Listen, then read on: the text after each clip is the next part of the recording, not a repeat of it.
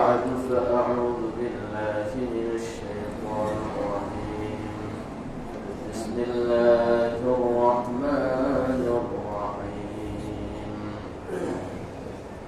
إذا السماء انفطرت وإذا الكواكب انتثرت وإذا البحار فجرت وإذا القبور بعثرت علمت نفس ما قدمت وأخرت يا أيها الإنسان ما غرك بربك الكريم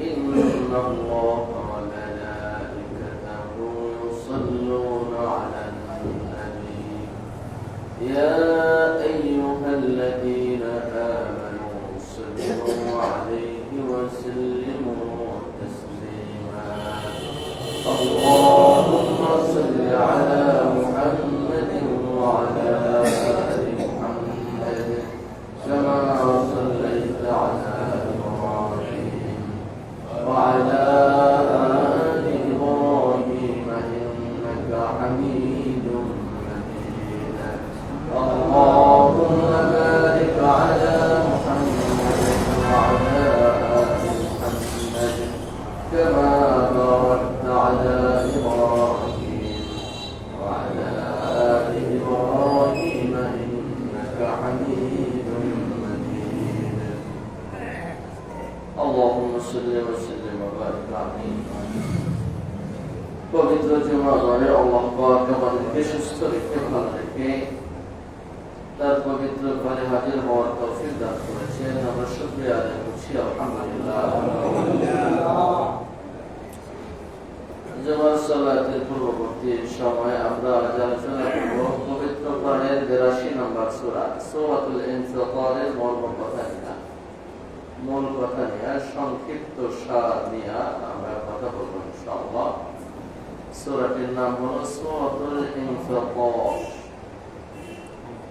আল-ইনফিতার শব্দের অর্থ হলো ফেটে যাওয়া ভেঙে চুরে যাওয়া চুরমার হয়ে যাওয়া এই সূরাটা পবিত্র কোরআনের 82 নম্বর সূরা এই সূরায় 19টি আয়াত আছে সূরাটি নাযিল হয়েছে রাসূলুল্লাহ সাল্লাল্লাহু আলাইহি ওয়াসাল্লামের মাক্কি জীবনের শুরু ভাগে যিনি দাওয়াত যখন মক্কায় শুরু করেছিলেন সেই শুরু ভাগে এই সূরাটা নাযিল হয়েছে এই সূরার মাঝে আল্লাহ পাক গোটা মানবতাকে ডেকে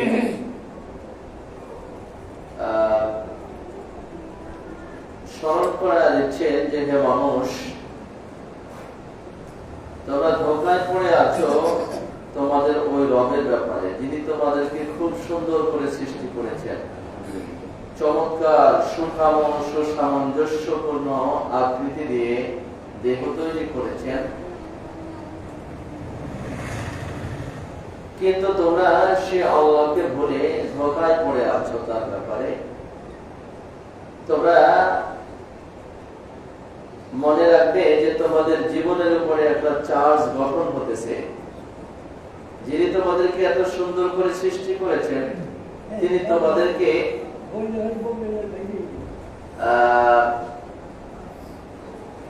একেবারে খালি খালি ছেড়ে দেন নাই তদারকিহীন ছেড়ে দেন নাই পুরো জিন্দেগির উপরে চার্জ গঠন করতেছে তার অফিসারেরা একদিন সবকিছু জীবনের নিয়ে আল্লাহর আদালতে জবাবের জন্য দাঁড়াতে হবে যেই দিনের হিসাব নিকাশ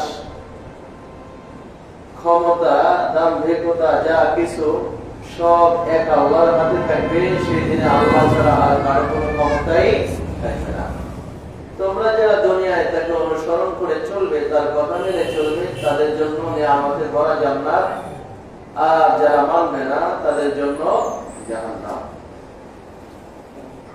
এটা হলো এই সূরার বিষয়বস্তু আব্দুল্লাহ ইবনে ওমর রাদিয়াল্লাহু তাআলা আনহু বর্ণনা করেছেন রাসূলুল্লাহ সাল্লাল্লাহু আলাইহি ওয়াসাল্লাম বলেছেন من سره أن ينظر إلى يوم القيامة كأنه رأي عين فليقرأ إذا الشمس كورت وإذا السماء انفطرت وإذا السماء انشقت যেই মানুষগুলো চায় যে কিয়ামতকে চাক্ষুষ দেখবে, যারা দুনিয়ায় বসে কিয়ামতকে সরাসরি দেখতে চায়,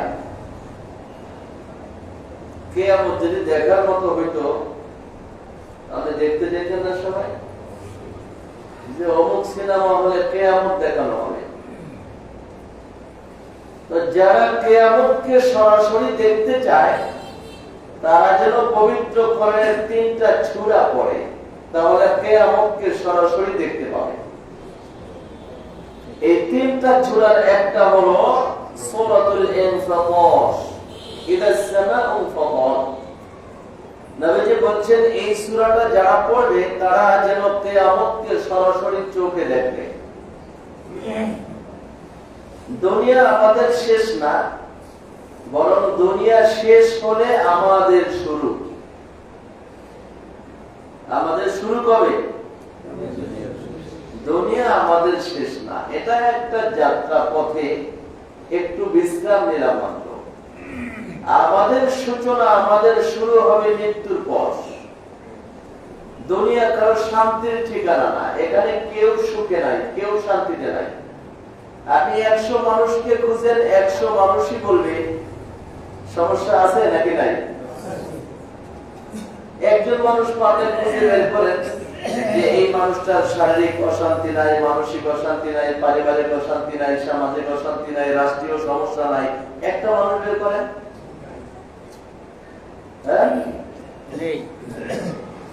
পাগল বের করলে হয়তো বলতে পারে পাগল, কারণ সে তো পাগল, তার তো এই শান্তি অশান্তির কোন অনুভূতি নাই, সে বলতে পারে আমি ভালো আছি। না হয় আর কোন মানুষ বলবে না, কারণ দুনিয়াটাকে কারোর জন্যই আল্লাহ পাক শান্তির জায়গা বানান নাই। আমাদের সূচনাই হবে আমাদের মৃত্যুর পর। এখন আমরা সব ঘুমায় আছি, আমাদের জীবন শুরু হবে যেদিন আমরা মারা যাবো সেদিন। নবীজি সাল্লাল্লাহু আলাইহি ওয়াসাল্লাম বলেছেন আন-নাসু নিয়াম, মানুষেরা সব ঘুমিয়ে আছে। এটা বিশ্বনবীর একটা দর্শন। আমরা যে ঘুমানো নই, আমরা যে সজাগ, এটাকে আমরা বুঝি না। তো নবীও তো বুঝতেন নাকি বুঝতেন না, কিন্তু বিশ্বনবী আরেকটা দর্শন, আরেকটা ফিলোসফি পেশ করেছেন, আন-নাসু নিয়াম, সব মানুষ ঘুমায় আছে।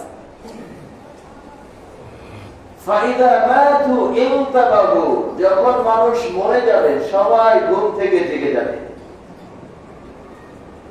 আমরা আমাদের যাত্রা, আমাদের জেগে ওঠা হলো যখন মরে যাব তখন। এখন সব ঘুমায় আছি। এখন যে যা কিছু দেখতেছেন, ছেলে মেয়ে, বউ বাচ্চা, সম্পদ, বাড়ি ঘর, ক্ষমতা, জনতা, যা কিছু, এটা হলো স্বপ্ন। এটা স্বপ্নের মধ্যে আছে। মানুষ ঘুমায় ঘুমায় যা করে সেগুলো কি স্বপ্ন। অর্থাৎ আল্লাহর নবীর দর্শন হলো যে তোমরা এখন যে যেখানে আছো এটা হলো ঘুমের মধ্যে স্বপ্নে দেখতেছো। তোমাদের আসল জিন্দেগি শুরু হবে যেদিন তোমরা মৃত্যু বরণ করবে সেদিন। মৃত্যু বরণের পরে তোমরা যা দেখবে এটা হলো আসল, আর এখন হলো স্বপ্ন। তো স্বপ্নের জিনিস কতক্ষণ থাকে?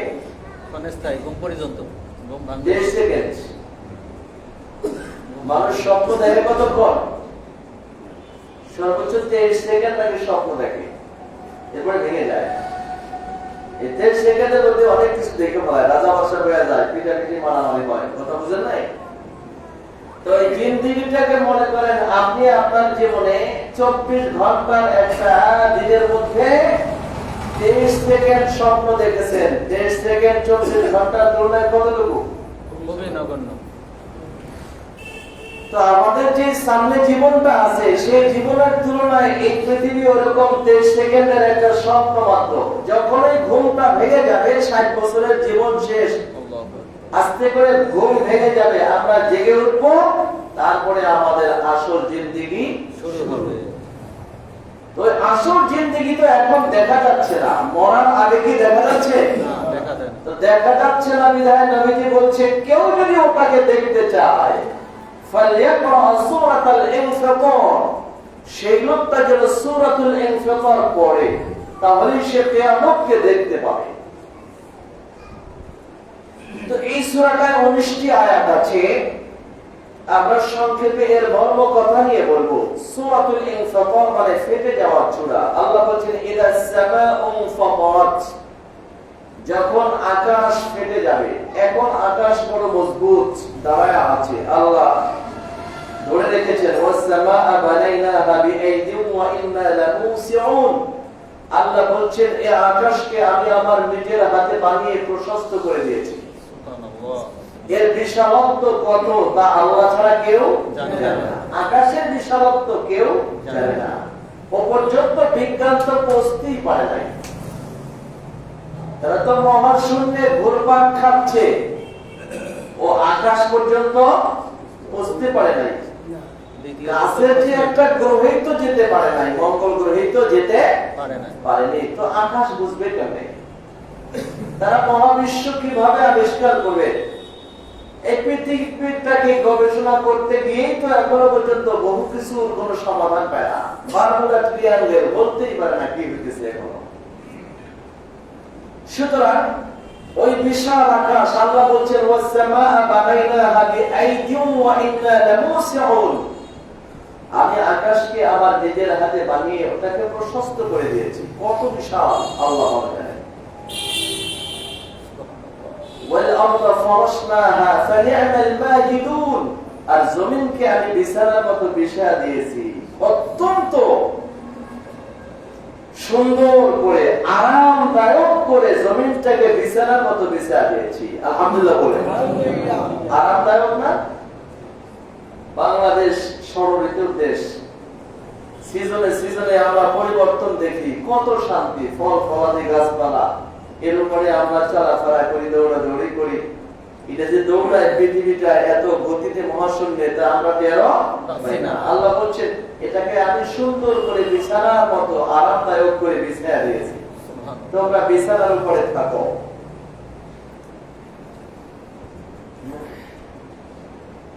আল্লাহ বলছেন ইদাস সামাউ ফাতারাত, একদিন এই আকাশ থাকবে না, আকাশ ফেটে চৌচির হয়ে যাবে। তাফসীরে এসেছে এক একটা আকাশ, প্রথম আকাশটা গ্লাস দিয়ে তৈরি, কাঁচ দিয়ে, আর তার পুরুত্ব হলো 500 বছরের রাস্তা। এটা পুরো পুরো, এটা মনে করেন 1 ইঞ্চি পুরো, তাই না? আপনার একটা ছাদ বানান 3 ইঞ্চি পুরো দেন নাকি 4 ইঞ্চি দেন, কিন্তু আল্লাহ আমাদের মাথার উপরে ছাদ তৈরি করেছেন, আকাশকে বলছেন ছাদ। এই ছাদ এত পুরো করেছেন, দেখেন না একটা জানালা একটু গ্লাস লাগাইতে গেলে আপনাদের 5,000 টাকা খরচ হয়, ঠিক না? আর আল্লাহ এই মহা আকাশে, এই বিশাল আকাশকে সব গ্লাস দিয়ে বানাইছেন। আপনাদের গ্লাস কয় মিলি পুরো? রব্বুল আলামিন যে গ্লাস দিয়ে প্রথম আকাশটা বানাইছেন, এটার পুরুত্ব হলো 500 বছরের রাস্তা, ফেরেশতা চলার রাস্তা। আপনি আমি যে চলি না ওই গতিতে না, যে 20 মিনিটে 1 কিলোমিটার হাঁটি, এই গতিতে আলোকবর্ষ সেকেন্ডে 3 লাখ। একটা আকাশকে আল্লাহ শুধু স্বর্ণ দিয়ে বানাইছেন, স্বর্ণ। কত স্বর্ণ লাগছে? একটা আকাশকে রূপা দিয়া, একটা আকাশকে মুক্ত দিয়ে। তাফসীরে এসেছে 7 আকাশ কি কি দিয়ে তৈরি। আল্লাহ বলছেন এগুলো সব ফেটে যাবে। এত পুরো আকাশ লোহা দিয়া, গ্লাস দিয়ে, সোনা দিয়া, রূপা দিয়া তৈরি যে আকাশ, সেইটা ফেটে যেতে কি পরিমাণে ধাক্কা প্রয়োজন?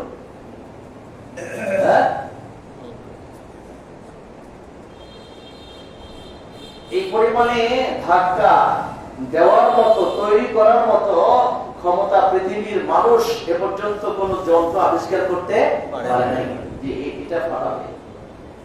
আল্লাহ বলছেন এই আকাশ একদিন ফেটে যাবে। ওয়াইদাল কাওয়াকিবু তাসারাত, আর আকাশে যে তারকারাজি দেখছো সব খসে খসে পড়ে যাবে। আকাশে কিন্তু তারকা আপনাদের বাতি যেমন ছাদে লটকায় রেখেছেন হোল্ডার দিয়া, নাকি বাতি হোল্ডিং করে আছে একটা হোল্ডার, আকাশে কি তারকাগুলো সেরকম না, ওটা আকাশের নিচে যার বাতির মতো আল্লাহর নিজ কুদরতে এক এক জায়গায় বসে আছে এবং সেটা দৌড়ে গেছে। একটা তারকা হলো এই সূর্যটা, বুঝলেন? এটা পৃথিবীর চেয়ে 13 লক্ষ গুণ বড়, এর চেয়েও লক্ষ লক্ষ গুণ বড় হলে ওই যে ছোট ছোট তারকা দেখা যায় ওগুলো অনেক দূরে বিদায় ছোট দেখা যায়। সূর্যটাও যদি আরো 9 কোটি 30 লক্ষ মাইল না হয়, এটা যদি 18 কোটি 19 কোটি মাইল দূরে হইতো তাহলে দেখতেন কতটুকু ছোট, ঠিক না? তো ওগুলো সূর্যের চেয়ে অনেক বড় বড়। এগুলো সব আকাশের ছাদের নিচে ছেড়ে দিয়েছেন, এদিক ওদিক দৌড়াদৌড়ি করতেছে। এর সংখ্যা কত বিজ্ঞানীরা কিছুই বলতে পারেনি। আল্লাহ বলছেন ওয়ালাকাদ যায়্যানাস সামাআদ দুনিয়া বিজিনাতিল কাওয়াকিব, এই সব আমার টুকরা দিয়ে, এই সব কালকা নক্ষত্র দিয়ে আমি আমার আকাশটাকে সাজায়া রাখছি। একদিন আকাশের এই তারকাগুলো সব খসে খসে পড়বে। মনে করেন ভূমিকম্প হয়েছে, ছাদে কয়েক জায়গায় বাতি আছে, ছাদও ভাঙবে, বাতিও পড়বে না। তো ছাদের তুলনায় মনে করেন এই রুমটা, এই মসজিদে আমরা বাতি দিলে হয়তো 4টা বাতি দিতাম ছাদে, তো ছাদের তুলনায় বাতিগুলো কত ছোট। তাহলে আকাশের নিচে যে তারকাগুলো দেখা যায় সেই তারকাগুলো মনে করেন আকাশ থেকে কত ছোট, খুবই ছোট। সূর্যটাই তো পৃথিবীর চেয়ে 13 লক্ষ গুণ বড়। পৃথিবী তো দূরের কথা, বাংলাদেশের সব থানা ঘষে এরকম আছেন কয়জন?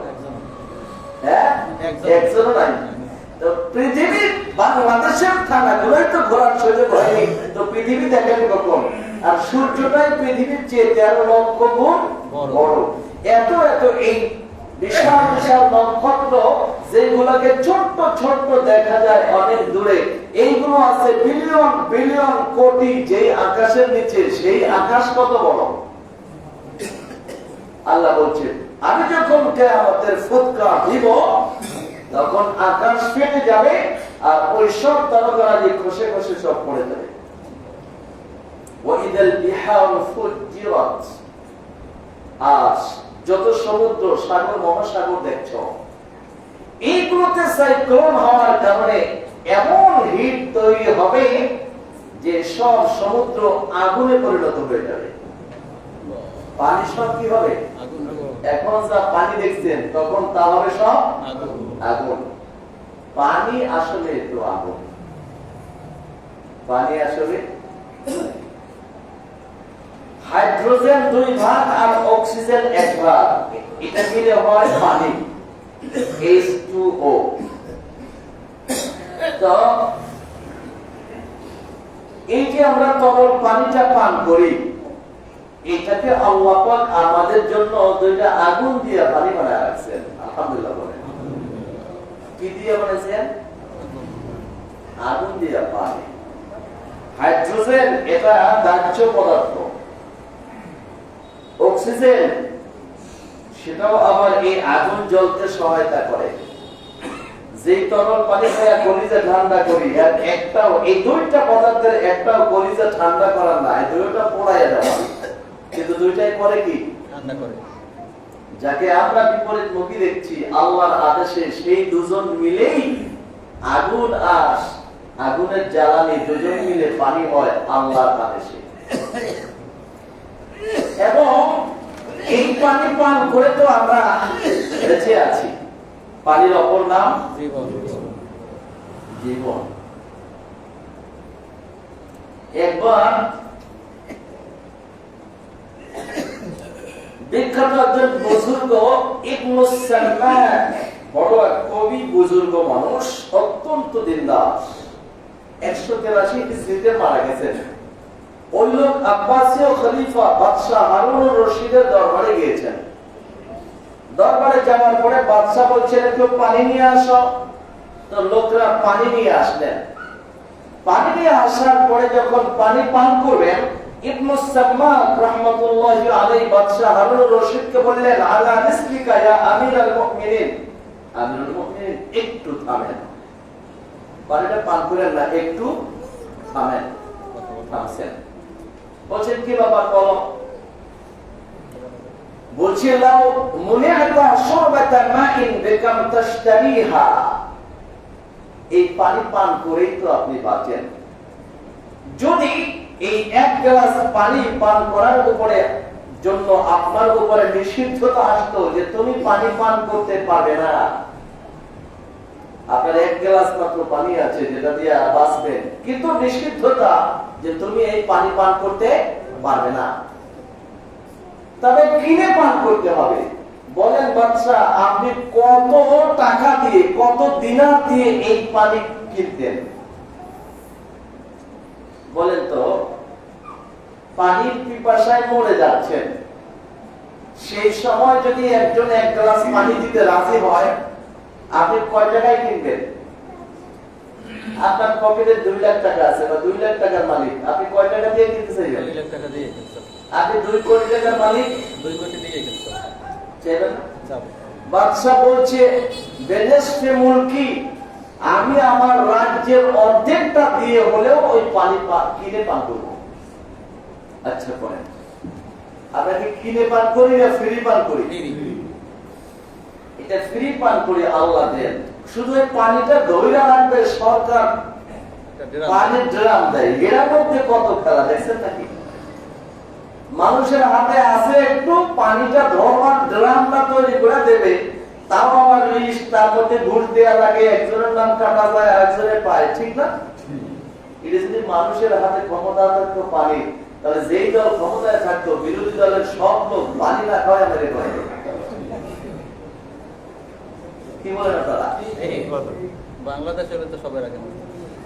তো বাদশা পানি তো পান করেছে, এবার বলছেন বাদশা শুনেন, লাউ মুনিআতা খুরুজুহা মিন বাদানিক, এই পানি দেহের ভেতরে গিয়ে যদি আটকা পড়তো আর প্রস্রাব না হতো বাদশা, তাহলে আপনি কত টাকা দিয়ে হলেও প্রস্রাব বের করবার চাইতেন? কয় টাকা দিয়ে চাইতেন? কারো যদি প্রস্রাব পায়খানা বন্ধ হয়ে যেত, যে প্রস্রাব হয় না, হইতে হইলে টাকা দেওয়া লাগবে, আপনি কয় টাকা দিয়ে এই পানি বের করবার চেষ্টা করতেন? পানি ঢুকানো যেমন জরুরি, বের করাও যেমন জরুরি, দুইটাই তো দরকার। না ঢুকলে মানুষ বাঁচে না, আবার বের না হলেও বাঁচে না, কিন্তু দুইটাই তো আমরা পাচ্ছি না আল্লাহর পক্ষ থেকে। তা আপনি কয় টাকায় বের করতেন? বলছেন যে আমি আমার পুরো রাজ্য লিখে দিয়ে এরপরে এক গ্লাস পানি জীবন থেকে বের করার চেষ্টা করতাম। তখন উনি বলছেন ইন্না মুলকান কিমাতুহু শুরবাতু মা লা জাদিরুন আল্লা ইউনাফাসা ফি। ও বাদশা, তোমার যে বাদশাহীর দাম শুধু এক গ্লাস পানি, বাদশাহীর দাম কি? এক গ্লাস পানি। সেই এক গ্লাস পানি যে পুরো বাদশাহীর দাম, সেই রাজ্য আর সেই ক্ষমতা নিয়ে বড়াই করা উচিত না, এইটা নিয়ে প্রতিযোগিতা করা উচিত না, বরং তোমার প্রতিযোগিতা করা উচিত ওই মালিকের রাস্তায় দৌড়ায়া, যিনি এই এক গ্লাস পানি তোমারে দেয়। বাদশাহ হারুনুর রশিদ কান্নায় লুটে পড়লেন আর বললেন, আল্লাহ তুমি তো সব দিচ্ছ,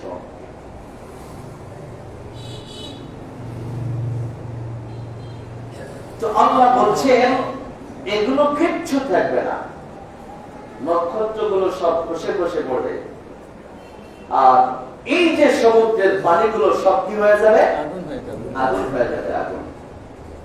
ওয়াইদাল কবর বুহসিরাত, আর সব কবর ফেটে মানুষগুলো উপরে উঠে আসবে, একজনও ভিতরে থাকতে পারবে না। একটা চিত্র বুঝতেছেন তো?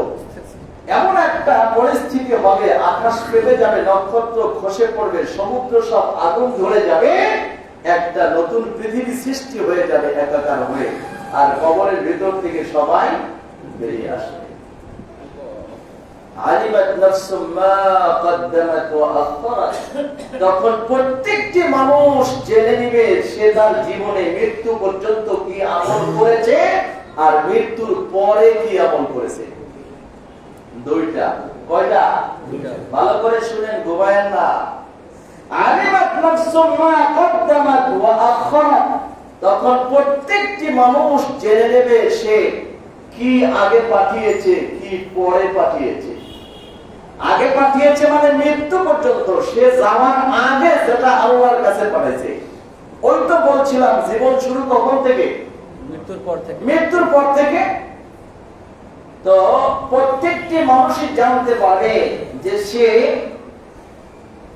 জীবিত থাকতে আল্লাহর কাছে কি পাঠিয়েছে, ওয়া আখারাত, এবং সে মৃত্যুর পরে কি পাঠিয়েছে।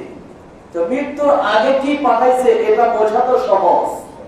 এখন আমরা বেঁচে আছি, নামাজ পড়ছি, যাচ্ছে কার কাছে? আল্লাহর কাছে। সব আমল নামাজ জমা হচ্ছে। মৃত্যুর পরে পাঠাইছে। মৃত্যুর পরে পাঠানোর মানে হলো মানুষ মরে গেলে তার সব কাজ বন্ধ হয়ে যায়, তবে কিছু কাজ বন্ধ হয় না, সেগুলো চলমান থাকে। তা ভালো হতে পারে, মন্দ হতে পারে। ভালো কি? সাদকা জারিয়া। মনে করেন যে আপনি একটা মসজিদ তৈরি করেছেন, আর সেখানে এসে আমরা নামাজ পড়ছি। আপনার টাকা কোটি কোটি টাকার ভেতর থেকে 1 কোটি টাকা ব্যয় করে একটা মসজিদ বানিয়েছেন, আর লক্ষ লক্ষ মানুষ সেই মসজিদে নামাজ পড়তেছে। যতদিন পর্যন্ত এই মানুষটা নামাজ পড়বে ততদিন পর্যন্ত আল্লাহ আপনাকে সওয়াব দিবেন, যদিও আপনি বেঁচে নেন। এটা হলো আমার আখরাত, মরার পরে পাচ্ছেন। ঠিক কথা বুঝলেন? ঠিক। 2, আপনি একজন ভালো কারি, কোরআন তেলাওয়াত করে 1000 ভিডিও ছাত্রদের পড়ার জন্য রেখে গেছেন। এখন বারবার সেটা ওস্তাদরা দেখে, ছাত্ররা দেখে, আর ওখান থেকে শিখে। আপনি বেঁচে নাই, কিন্তু আপনার টিচিং আছে নাকি নাই? যতদিন ওটা পড়বে, শুনবে, দেখবে, ততদিন আপনি সওয়াব পাইবে। বিপরীত একজনে একটা সিনেমা হল করে গেছে, উনি মরে গেছেন, মাশাআল্লাহ। মরে যাওয়ার পর সিনেমা হল এখনো বেঁচে আছে, নিয়মিতই সিনেমা চলে। দর্শক শ্রোতা ওখানে শুতে ঢুকতেছে আর বের হতেছে। তো কি পরিমাণে ফায়দা হতেছে? মৃত্যুর পর যদিও উনি চলে গেছে, কিন্তু ওনার কর্মকাণ্ড আছে নাকি নাই? দাঁড়িয়ে আছে। কিয়ামতের দিন দেখবে যে আহা, কয়টা ছবি আমি বানাইয়া আসলাম, এরপরে দেখি লাখ লাখ ছবির গুণা এতগুলো আসলো। আল্লাহ বলছে তুমি চালু করে দিয়ে আসছো না, সালিমাইরা ওই যে তুমি চাবি দিয়ে আসছো না, আর বন্ধ হয়নি, যতদিন চলতে ছিল ততদিন আমার কাছে জমা হতে দেখেছে, ততদিন জমা হতে দেখেছে। কেউ একটা ছবি করেছে অশ্লীল, কেউ গান গেয়েছে, ড্যান্স দিয়েছে, মরে গেছে, কিন্তু তার সেই ড্যান্স কি মরে গেছে? না, আছে। যতদিন পৃথিবীতে চলবে এটা, ততদিনের যত পাপ, যত দর্শকের হবে, সব পাপ ওনাকে আল্লাহ নির্বাণী করে দেবে। এটা হলো যা তুমি পরে পাঠিয়েছো, তাও তুমি পারে। এগুলোর হিসাব আল্লাহর কাছে আছে নাকি নাই? সব আছে। অপরাধ করা তো অপরাধ, কিন্তু অপরাধকে সোশ্যালাইজিং করা, সামাজিকীকরণ করা, অন্যের মধ্যে ছড়িয়ে দেয়া, এটা যে কত ভয়ানক অপরাধ। অপরাধ নিজে করা যায়, কিন্তু সেই অপরাধের তাবেদার বানানো, লক্ষ লক্ষ অনুসারী বানানো, এটা যে কত বড় জঘন্য অপরাধ, তা কিয়ামতের আদালত ছাড়া মানুষ বুঝবে না। একটা লোক জীবনে কয়টা মানুষ আর খুন করতে পারে, কিন্তু উনি যদি কিলার বাহিনী করে যায়, এরা যদি আমার কিলার বাহিনী বানায় যায়, তাহলে কত খুন করা যায়? অসংখ্য লোক, অগণিত লোক, অগণিত মানুষ। অর্থাৎ পৃথিবীতে কেউ যদি নেক কাজ চালু করে যায় অথবা পাপ কাজ চালু করে যায়, ওইটা উনি চলে যাওয়ার পরে যত লোক এটার অনুসরণ করবে, তাদের তো পাপ হবে, তাদের সবার পাপ একত্রিত করে আল্লাহ ওনার মাথায় জমা দেবে। সিনেমা করেছে উনি একা, হয়তো ছবিতে অভিনয় করেছে, দেখেছে 1 কোটি মানুষ, পাপ হয়েছে কয়জন মানুষের? 1 কোটি মানুষের। ওনার হয়েছে কয়জনের? 1 কোটি মানুষের। 1 কোটি মানুষের সব। এই জন্য নবী সাল্লাল্লাহু আলাইহি ওয়াসাল্লাম বিভিন্ন বিভিন্ন রাষ্ট্রপতিদের কাছে মদিনায় 6ষ্ঠ হিজরির পরে চিঠি লিখেছেন, দাওয়াতের চিঠি। এই চিঠিতে রোম পারস্যের শাসকদের কাছেও নবী চিঠি লিখেছেন। রাষ্ট্র শাসকদেরকে চিঠি লিখতে গিয়ে নবীজি বলছেন, আসলিম তাসলাম, ইসলাম গ্রহণ করো, নিরাপদে থাকবা। রোম সম্রাটকে লিখেছেন। খ্রিস্টান, ইউতিকাল্লাহু আজরাকা মাররাতাইন, আল্লাহ তোমাকে ডাবল পুরস্কার দিবেন। উনি খ্রিস্টান, ইসলাম ধর্মের অনুসারী, বলছেন তুমি মুসলমান হয়ে যাও, তাহলে আল্লাহ তোমারে ডাবল পুরস্কার দিবেন। একটা হলো আগে খ্রিস্ট ধর্মের উপরে ছিলা, আর এখন মুসলমান হয়েছে, আল্লাহ তোমারে ডাবল পুরস্কার দিবেন। ওয়া ইল্লা ফাইন্না আলাইকা ইসমাল ইয়ারিসিকিন, যদি ইসলাম গ্রহণ না করো, তুমি শাসক, তোমার কারণে রাষ্ট্রে যত অপরাধ হবে সব জনতার পাপ তোমার মাথায় জমা হবে। বুঝলেন নাই? বুখারীর হাদিস, যে তোমার কারণে পৃথিবীর এই তোমার রাষ্ট্রের যত মানুষ যত অপরাধ করবে, মনে করেন ক্ষমতায় এসে একটা আইন জারি করে গেছে, যেমন আমি কোন জমা জারি বলছিলাম, এই নেশা অর্থাৎ তামাকজাত দ্রব্য নিয়ে, তামাক নিয়ে একটা সার্ভে হয়েছে, তাতে দেখা গেছে এই যে বাংলাদেশে এটার থেকে ইনকাম হচ্ছে 22,000 কোটি টাকা। কত? 22,000 কোটি। এটা ক্ষতিকর না উপকারী? অনেক ক্ষতিকর। ক্ষতিকর। সরকারও জানে না ক্ষতিকর? সকল ক্ষতির মূল জানে। এরপরে সরকার সংবিধিবদ্ধ সতর্কীকরণ দিয়ে এরপরে এটাকে চালু করেছে, কারণ এটা নাকি রাষ্ট্রের আয়। এটার উপরে যখন গবেষণা করেছে, তখন গবেষকরা দেখেছেন আয় হয় 22,000 কোটি টাকা, কিন্তু এইটা সেবনের কারণে এদেশের জনতার যে ক্ষতি হয় সেটার জন্য চিকিৎসার খরচ হয় 32,000 কোটি টাকা। তাহলে লাভ হলো কত দেশে? 10,000 কোটি টাকা লাভ। বুঝলেন নাই? মানে আমি পত্রিকার খবর বলছি, আমার না। কত লাভ হয়েছে? 10,000 কোটি টাকা লাভ হয়েছে। 10,000 কোটি লাভ। তারপরে রাখছে কেন আমি জানি না। এখন এই যে একটা ক্ষতিকর জিনিস রেখে দিল, যা দিয়ে মানুষের স্বাস্থ্যের ক্ষতি হচ্ছে, সম্পদের ক্ষতি হচ্ছে, সব হচ্ছে, তার যাতে ক্ষতি, তারপরেও রেখে দিচ্ছে। এই জাতীয় বহু আইন কারণ আছে। এদেশের বালেক ছেলেরা 18 বছরের নিচে যদি হয় তাহলে কিশোর, ঠিক না? এই আইন কি আল্লাহ করেছেন না আপনারা করেছেন? আমরা করেছি। আপনারা করেছেন। 18 বছরের আগে যদি ও আর মা বাবারে খুন করে, তাহলে ওর বিচারে মৃত্যুদণ্ড হবে না। অথবা আপনারে আমারও যদি খুন করে, তাহলে বলবো কিশোর। ওরে কিশোর উন্নয়ন কেন্দ্রে নিয়ে ওরে একটু নার্সিং করাবো, ওকে মৃত্যুদণ্ড দেওয়া হবে না, কারণ ও কিশোর, ও খুন করতে পারে, ঠিক না? এই আইনটা করলেন। আইনটা করার পরে এই কিশোররা দাম্ভিক হলো, এরে মারে, ওরে পিটায়, ওরে কোপায়। পুলিশ ধরে নিলে বাপ মারে ডাকে যে ছেলেটা এই কাম করতে হয় না, ঠিক না? কিন্তু এক বুড়ার মাথা ফাটায় পড়াইছে। এখন একটি আইনের অধীনে যত অপরাধ দেশে ঘটবে, সব অপরাধ ওই আইন প্রণেতার মাথায় জমা হবে। এটা যতদিন চলবে ততদিন কিয়ামতের ময়দানে উঠে দেখবে, হায় রে, মুয়াজ্জিন সাহেব যাচ্ছে জুমার দিনে, সবাই মসজিদে কম বেশি দান করেন, হাজিরা করে থাকেন। কিয়ামতের দিনে যায় উঠে দেখবে যে হকিস্টিক দিয়া পিটাইছে, এর গুনাহ হইছে। বুঝেন নাই? কি রে, ওইখানে সূরা মারছে, এটার গুনাহ তার আমলনামায় জমা হয়ে আছে। ওই জায়গায় আইন জমি দখল করছে, সেই আমলনামায় সব জমা। ব্যাপার কি, এগুলো আসলো কোত্থেকে? আল্লাহ বলবেন, ওই যে তুমি চালু করে আসো না, ওই চালু করা জিনিসটা যতদিন চলছে এবং যতজন এটার অনুসরণ করেছে, তাদের সবার পাপ তোমার মাথায় জমা। তাই আমাদের দিন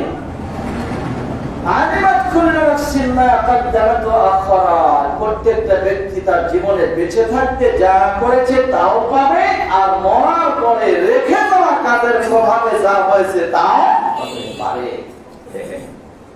এ ব্যাপারে সাবধান। আমাদের বিশ্বাস হয় তো কোরআন? বিশ্বাস হয়, অবশ্যই সব হবে। এই জন্য কোন খারাপ রীতি চালু করা অথবা খারাপ রীতিকে সমর্থন দেয়া কিয়ামতের ময়দানে যে ভয়াবহতা কত। একজন মানুষ আর কয়টা জিনা করে, কিন্তু জিনা যদি অনুমোদন দিয়ে দেয় যে ছেলে আর মেয়ে যদি একত্রে ইচ্ছা করে তারা হোটেলে থাকে অপকর্ম করে, তাহলে কোনো সমস্যা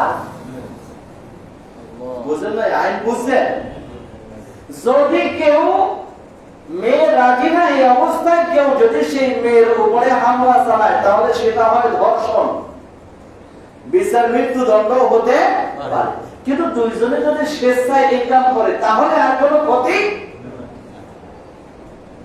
এই আইন মানুষ করেছে, মুসলমানরাও করেছে। এখন সুযোগ পেয়ে গেছে যে আমরা যদি স্বেচ্ছায় এই কাম করি, তাহলে কোনো সমস্যা নাই। এই জন্য ছেলেমেয়েরা দুইটা ছেলে যায়, এখান থেকে ওদের সেই দেশ থেকে পুলিশের কাছে নিয়ে আসে, আস্তে আবার বাড়িতে ফেরত দেয়। কোনো বিচার আচার আছে না। যারা এটা চালু করেছেন, এইটা চালুর কারণেই লক্ষ লক্ষ ছেলে মেয়েরা জেনা ব্যভিচারীর রাস্তা খুলে নিয়েছে। আর এর যত পাপ হবে সব পাপ এটাকে যারা চালু করেছে তাদের আমলনামায় কিয়ামতের দিন জমা হবে। বুঝেন নাই মনে হয়? বলেছেন কে? আল্লাহ। ইয়া আইয়ুহাল ইনসান মা গাররাকা বিরাব্বিকাল কারীম।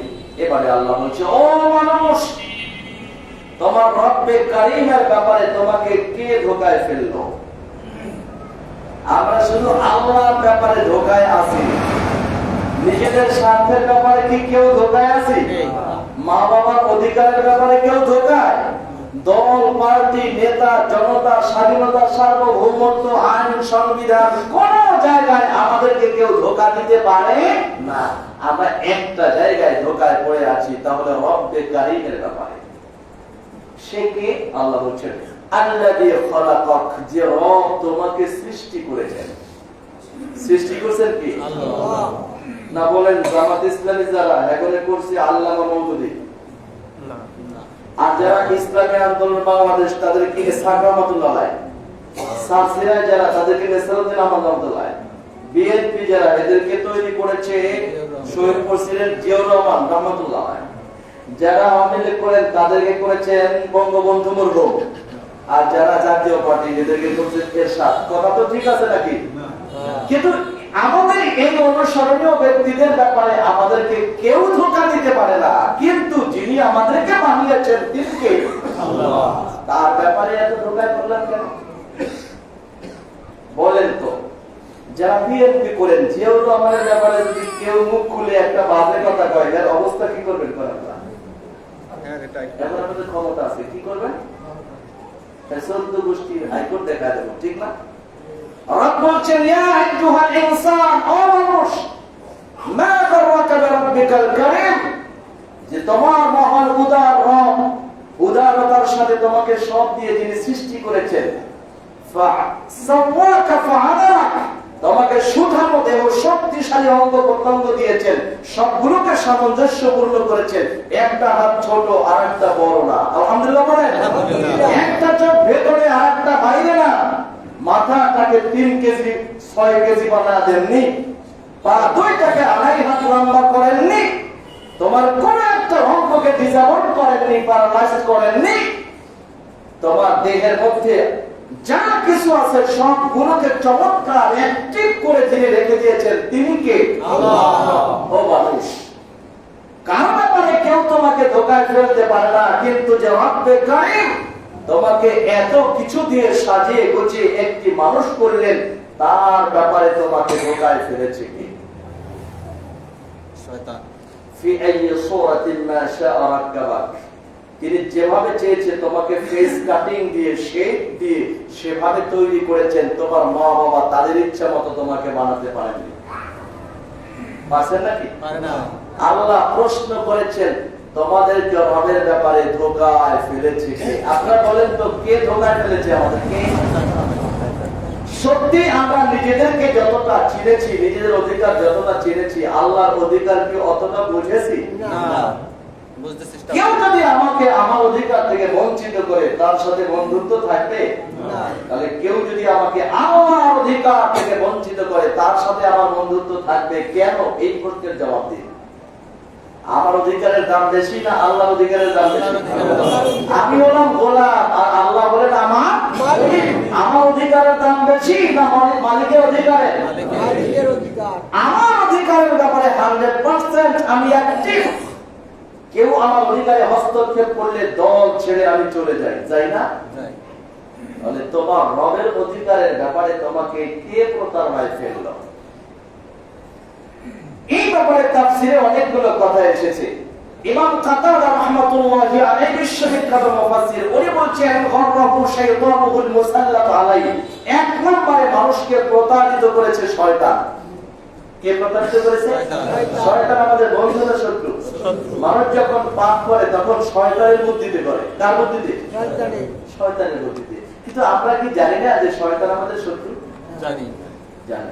দুই নম্বরে আল্লাহর নবী সাল্লাল্লাহু আলাইহি ওয়াসাল্লাম একদিন এই আয়াতটা পাঠ করেছেন, ও মানুষ কিসে তোমাকে রবের ব্যাপারে প্রতারিত করেছে। এই আয়াতটা পাঠ করার পরে বিশ্বনবী বলেছেন গররাহু জাহলুহু, তার মূর্খতা তাকে ধোঁকায় ফেলেছে।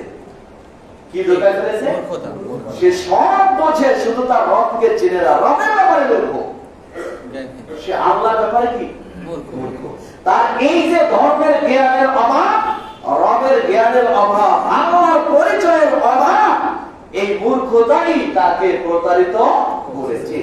যদি এইখানে জ্ঞান শক্ত থাকতো তাহলে কারো আশা আকাঙ্ক্ষা হুমকি ধমকি ভীতি দিয়ে আমাদেরকে প্রতারিত করা যেত না। মক্কার মানুষদেরকে, মক্কার মুসলিমদেরকে কেউ প্রতারিত করতে পারেনি। আবু জাহলরা হুমকি ধমকি মারধর করেছেন, তারা কি আল্লাহ থেকে বেলালকে সরাইতে পারছেন? না, পারেনি। তাদেরকে দেশ ছাড়া করেছেন, তাই থেকে আল্লাহ ছাড়া করতে পেরেছেন? তাদেরকে পরিবার স্ত্রী পুত্র ছাড়া করেছেন, বন্ধু ছাড়া করেছেন, স্বজন ছাড়া করেছেন, দল ছাড়া করেছেন, কিন্তু আল্লাহ ছাড়া করতে পেরেছেন? পারেননি, কারণ তারা নবীর কাছ থেকে সত্য জ্ঞানটা জেনেছিলেন। আমরা যে ইসলামের ব্যাপারে আমাদের এই দশা প্রতারণার ফাঁদে পড়েছি, তার মূল কারণ হলো ধর্মের ব্যাপারে মূর্খতা। কি বললাম ভাই? ধর্মের ব্যাপারে নবীজি এই কথা বলেছেন। তিন, আমরা প্রতারণার শিকার হচ্ছি আল্লাহর ক্ষমার কারণে, কারণ আমরা যতই অপরাধ করি আল্লাহ মার দেন না, ঠিক না? সুযোগ দেয়। আল্লাহ চাইলে যখন কেউ বাজে দৃশ্য দেখবে, সিনেমার বাজে দৃশ্য অথবা একেবারে পর্ন ভিডিও দেখবে, তখন চাইলে আল্লাহ দুইটা চোখ ছিনিয়ে নিতে পারেন না? এই শাস্তি তো দিতে পারেন না। আল্লাহ যে দিচ্ছেন না, আল্লাহ দয়া করুণা আর ক্ষমায় আমরা প্রতারণার শিকার হচ্ছি। আল্লাহ তুমি ক্ষমাশীল কেন? এই জন্য প্রতারণার ফাঁদে পড়েছি। বিখ্যাত বুজুর্গ ফুযাইল ইবনে ইয়াসকে একবার লোকরা জিজ্ঞাসা করছে, আল্লাহ যদি কিয়ামতের দিন আপনাকে আল্লাহর সামনে দাঁড় করায় জিজ্ঞাসা করেন যে ফুযাইল মা গর্রাকা বিরব্বিকাল কারীম, তোমার রব্বে কারীমের ব্যাপারে তোমারে কিসে ধোঁকায় ফেলেছে, তো উনি বলছেন, লোকরা বলছে, তোমরা আপনি কি জবাব দেবেন? উনি বলছেন, আমি তখন বলবো আয়রা বররানি সুতুরুকাল মুরখাত, তোমার ওই ঝুলন্ত পর্দাটা আমাকে ধোঁকায় ফেলেছে। তার মানে তুমি আমাকে বাড়াইয়া মালিক, তুমি তো পর্দার আড়ালে চলে গেছো, আমি তোমারে দেখি না। আমি যদি দেখতাম যে তুমি তাকায় আসো, তাহলে তোমার বিধান লঙ্ঘন করে আমি একটা পাপও করতাম না। ওই যে তোমার ঝুলানো পর্দাটা, তুমি যে ওই কুদরতি পর্দার আড়ালে চলে গেছো, এই পর্দাটাই আমারে ধোঁকায় ফেলেছে। পর্দাটা না থাকলে আমি আর অপরাধ করতাম না। যদি দরজা খোলা রাখে আর ছেলে ভিতরে বসে ভিডিও দেখে, বাবা বলছে এখনই গিয়ে ঘুমা, দরজা খোলা রাখ, তাহলে ছেলে দরজা খোলা রেখে কি আর ভিডিও দেখবে? কিন্তু ছেলে যদি খিলা খেলায়, তার মানে দরজা বন্ধ করণটাই হলো তার প্রতারণার মূল কারণ। উনি বলেছেন। এবং ইবনে সাম্মাত রাহমাতুল্লাহ আলাইহি বলছেন, ইয়া কাতিমাল যামবি আমা তাস্তাহি ওয়াল্লাহু ফিল কুরওয়াতি সালিকা, ও পাপী, তোমার কি একটু লজ্জা লাগে না? তুমি যখন গোপনে পাপ করো তখন দ্বিতীয় আরেকজন তোমার পাশে থাকেন, তিনি বলেন কে থাকেন? আল্লাহ। ও পাপী, তুমি যখন গোপনে পাপ করো একটু কি লজ্জা লাগে না? তুমি সেই তোমার গোপন পাপের সময় তোমার পাশে আরেকজন থাকেন, তিনি হলেন আল্লাহ বররাকা মিন রাব্বিকা ইমহালুহু ওয়া সাতরুহু তাওয়ালা মাসাবিকা। শোনো, তিনি তো পর্দার আড়ালে আছেন, এই জন্যই তুমি প্রতারণার শিকার হয়েছো। তার এই প্রতারণা তোমার অপরাধের পাল্লাকে দীর্ঘ করে দিয়েছে। তুমি মনে করো না তিনি তোমাকে দেখেন না, অবশ্যই তিনি তোমাকে দেখেন। আল্লাহ বলছেন, ও মানুষ, ইন্নাল আবরার ওয়া ইন্না আলাইকুম লাহাফিজিন, এটা মনে করো না যে তোমরা যে এই অপরাধ করে গেছো এগুলোর খোঁজ কেউ রাখে না, তোমাদের সবগুলোর খোঁজ নেয়া হচ্ছে। এ পর্যন্ত শেষ, বাকিটুকু আগামী জুমায় আমরা বলবো। আল্লাহ আমাদেরকে প্রশ্ন করেছেন, তোমাদেরকে কে প্রতারণায় ফেলেছে আল্লাহর ব্যাপারে। এক সপ্তাহ ভাববেন যে আমাকে কে প্রতারণার ফাঁদে ফেলায়, আমি কার কারণে আল্লাহর পথ থেকে বিচ্যুত হই। এক সপ্তাহ ভাববেন। কখনো খুঁজে দেখবেন স্ত্রী প্রতারণা করছে, কখনো দেখবেন সন্তান প্রতারণা করেছে, কখনো দেখবেন বাবা আপনাকে আল্লাহর ব্যাপারে প্রতারিত করছে, কখনো দেখবেন বন্ধু প্রতারিত করছে, কখনো দেখবেন দল পার্টি প্রতারিত করছে। সবাই আল্লাহ থেকে দূরে নিচ্ছে। আল্লাহ জিজ্ঞাসা করছেন, এক সপ্তাহ শুধু খুঁজে বেড়ান, ও মানুষ, তোমার রব যিনি এত কিছু দিলেন, তুমি সবাইকে চেনো, তাকে চেনো না, তোমাকে ধোকায় ফেললো কি? এক সপ্তাহ পরে আমাকে জবাব দিবেন।